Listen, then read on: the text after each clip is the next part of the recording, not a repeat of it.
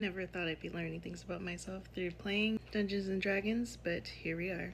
I just ended a 10-month campaign that was originally supposed to be 6 months. Good thing, because it was a really good campaign.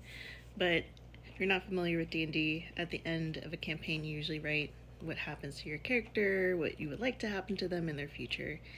And for this particular character, he started off as a fighter at the beginning of this campaign who was becoming a merchant, and through the course of the campaign became a successful business owner and was able to grow his business and very successful.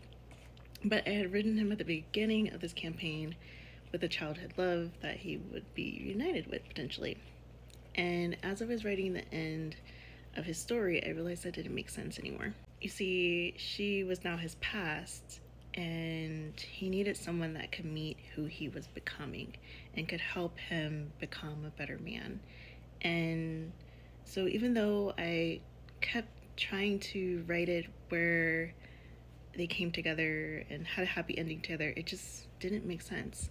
And ultimately, I had to stop fighting that intuition and write a different ending for him where he actually ends up with someone else. And ultimately, it was a very happy ending for him and much better match. And that ended up helping him grow into the man that he needed to become by meeting that other partner. But it made me reflect on my own life and my own journey as well.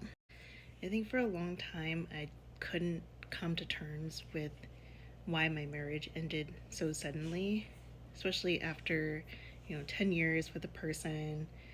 And we had dogs together, we owned a home together, and like everything kind of fell apart rather quickly. And I realized in writing his journey that it was because he was my past and I needed a partner that could help me reach my future. So as I was editing, I realized I forgot to clarify something. It's not just my past in the sense that I broke up with him in this lifetime. It was that I knew that I had made a wish from a previous lifetime to meet him again in this lifetime. And you may not believe in past lives, but I fully do. And I had dreams about this person and some of our past lifetimes together. So for me, like, that is fully a fact.